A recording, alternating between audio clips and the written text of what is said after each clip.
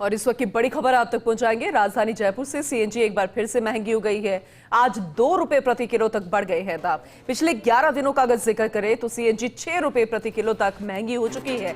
लगातार बढ़ती दरों से ऑटो, टैक्सी और कैब चालकों में अब चिंता बढ़ गई है। महंगाई का असर अब सार्वजनिक परिवहन किरायों पर भी पड़ना तय माना जा रहा है। पेट्रोल, डीजल के बाद सीएनजी उपभोक्ताओं पर भी आर्थिक दबाव बढ़ गया है। घरेलू बजट और रोजमर्रा के सफर पर बढ़ती कीमतों का असर गहरा गया है। लेकिन बड़ी खबर भी है और जाहिर सी बात है थोड़ी सी परेशानी बढ़ाने वाली खबर भी है। आपकी जेब ढीली हो सकती है, जाहिर सी बात है, क्योंकि 2 रुपए प्रति किलो तक दाम बढ़ गए, जो कि सीएनजी उपभोक्ता है। पिछले 11 दिन में सीएनजी 6 रुपए प्रति किलो तक महंगी हो चुकी है। हालांकि महंगाई तो साफ तौर पर नजर आ रही है, लेकिन इसके पीछे के कारण हम समझने की कोशिश करेंगे। हमारे साथ एसोसिएट एडिटर निर्मल तिवारी जुड़ चुके हैं, उनका रुख करते हैं। निर्मल जी, एक बार फिर से थोड़ा सा झटका और लगा है।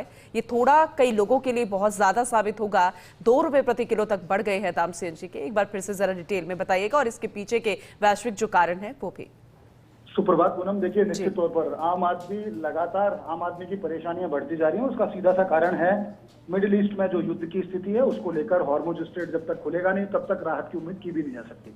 देखिए, पेट्रोल डीजल की बात करें तो वो पिछले 15 दिन के अंदर जिस तरह से 7 रुपए 82 पैसे तक उसमें वृद्धि हुई है, ऐसी के अकॉर्डिंग सीएनजी में भी। सीएनजी की बात करें तो आज जयपुर में 2 रुपए प्रति किलो फिर से भाव बढ़े और सीएनजी 92 रुपए 91 पैसे प्रति किलो के स्तर पर पहुंच चुकी है। यानी डीजल में और सीएनजी में कोई बहुत ज्यादा अंतर नहीं रह गया है अब। क्योंकि पिछले अगर हम 11 दिन की बात करें तो 6 रुपए प्रति किलो के करीब दाम बढ़ चुके हैं। यानी 3 बार में 2-2 रुपए प्रति किलो के दाम बढ़े हैं पिछले 11 दिन के अंदर। आज भी वृद्धि हुई है। उससे दिक्कत ये हो रही है कि आम आदमी जो पहले पेट्रोल डीजल पर निर्भर था उसमें फिर वो सीएनजी वाहनों पर जाने लगा, इसलिए कि सीएनजी थोड़ी सस्ती भी पड़ती थी, माइलेज ज्यादा आता था गाड़ी का और लो पॉल्यूशन व्हीकल्स वो हुआ करते थे। लेकिन अब जिस तरह की स्थिति बन रही है, सीएनजी भी तेजी से डीजल पेट्रोल के पीछा कर रहा है। ऐसा लग रहा है कि उनके दामों का पीछा किया जा रहा है। तो ऐसी स्थिति में अब सीएनजी भी कोई बहुत राहत का विषय नहीं है।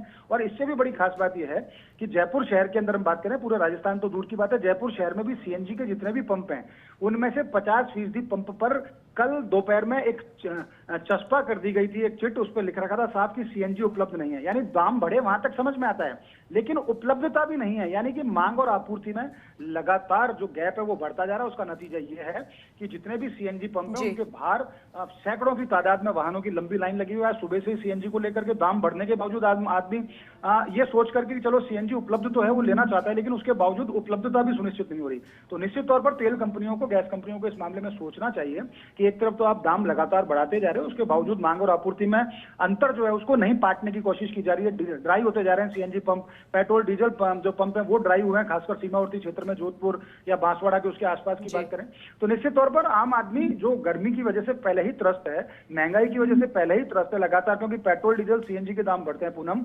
तो इसके ही अकॉर्डिंग अगर हम बात करें तो उसमें खाद्य तेल की बात करें, अनाज की बात करें, दालों की बात करें, सब्जियों की बात करें, दवाओं की बात करें, रसायन की बात करें, या फिर पैसेंजर या फिर फ्रेट ट्रैफिक की बात करते हैं, उनमें किराया बढ़ जाता है। किराया बढ़ता है तो आम आदमी की जेब पहले से ही कट रही है। जो मिर्च, हरी मिर्च 20 रुपए किलो थी आज से 15 दिन पहले, आज 100 रुपए किलो के स्तर पर पहुंच गई है। जो टमाटर के भाव 100 रुपए किलो के आसपास के स्तर पर पहुंच गए हैं। वापस से गोभी, घिया, सब छोटी जो सब्जियां हैं उनके दाम बढ़ने लगे हैं। आलू, प्याज के दाम बढ़ने लगे, तो आम आदमी जाएगा कहाँ?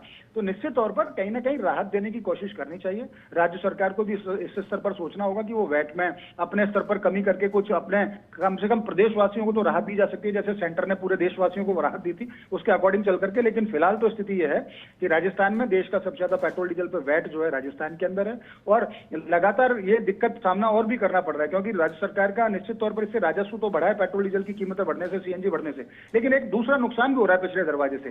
क्योंकि जो सीमावर्ती क्षेत्र हैं, जो दूसरे राज्यों से लगते हैं, वहां पेट्रोल डीजल सस्ता है, तो जो बाहर वाहन है कम से कम वो डीजल वहां से भरा करके ला रहे हैं, राजस्थान में नहीं भराते। ऐसे में डीलर्स के सामने भी संकट खड़ा हो गया है।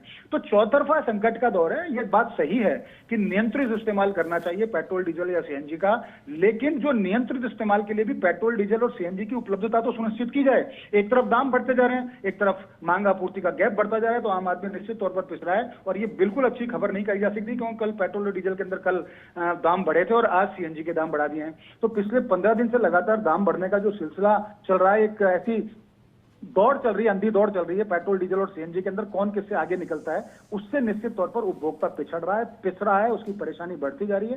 सरकारों को, चाहे केंद्र हो चाहे सरकारों को सोचना होगा, और आम उपभोक्ता से भी हमारी अपील है कि वो नियंत्रित इस्तेमाल करे इस तरह के वाहनों का, जिससे उसको आर्थिक नुकसान भी ना उठाना पड़े, पर्यावरण भी सुरक्षित रहे, और कम से कम ये जो विपरीत हालात बने हैं इस समय मिडिल ईस्ट युद्ध को लेकर के, उन स्थितियों का सामना मिलकर डटकर किया जा सके। लेकिन फिर एक बार इस दिशा में सोचना होगा कि तेल कंपनियां कम से कम दामों को नियंत्रित तरीके से बढ़ाएं, अनियंत्रित तरीके से नहीं कि हर 2 दिन बाद 2 रुपए 3 रुपए की अगर ऐसी वृद्धि कर दी तो निश्चित तौर पर उपभोक्ता जो है उस। चलिए ठीक है निर्मल जी, आगे भी आपसे अपडेट लेते रहेंगे, लेकिन विस्तार से इस अपडेट के लिए आपका बहुत शुक्रिया।